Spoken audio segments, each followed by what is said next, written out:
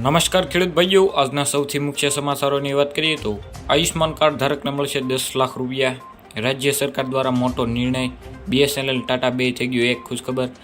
મિત્રો, આ બધી માહિતી જણાવતા પહેલાં જે પણ ખેડૂત ભાઈઓ આપણી ચેનલ ઉપર નવા હોય ખેડૂત માહિતી ઉપર, તો તેને અત્યારે સબસ્ક્રાઈબ કરી નાખો ને તમારા ખેડૂત મિત્રોને હોય તો એને વધુમાં વધુ શેર કરજો, કારણ કે તમને આવા જ ખેડૂતને સમાચાર અને માહિતી જાણવા મળી જશે.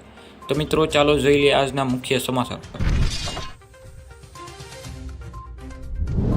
રાજ્ય સરકાર દ્વારા કૌશલ્ય અને શિક્ષણના હેતુ સાથે રાજ્યના યુવાનોને કૌશલ્ય કેન્દ્ર રાખીને સ્કિલ સ્માર્ટ અભ્યાસ થકી રોજગારી આપવાનો ઉદ્દેશ્ય કૌશલ્ય ધ સ્કિલ યુનિવર્સિટી સ્થાપના કરવામાં આવી છે.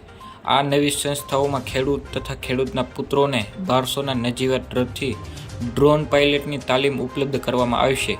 સામાન્ય રીતે આવી તાલીમની ખાનગી ક્ષેત્રે 50થી 60 હજાર ઉપલબ્ધ થાય છે.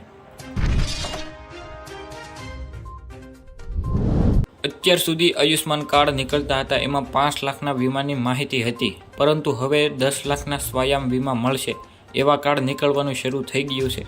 તો આજે જ નવું કાર્ડ બનાવો અને કાર્ડમાં જરૂરી છે આવકનો દાખલો, રેશન કાર્ડ, આધાર કાર્ડ, મોબાઈલ નંબર અને ડોક્યુમેન્ટ જોશે.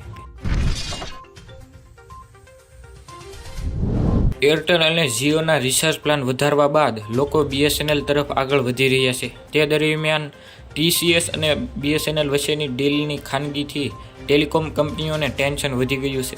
એવા પણ સમાચાર છે કે ટાટા કન્સલ્ટની સર્વિસ અને BSNL વચ્ચે 15,000 કરોડની ડીલ થઈ છે.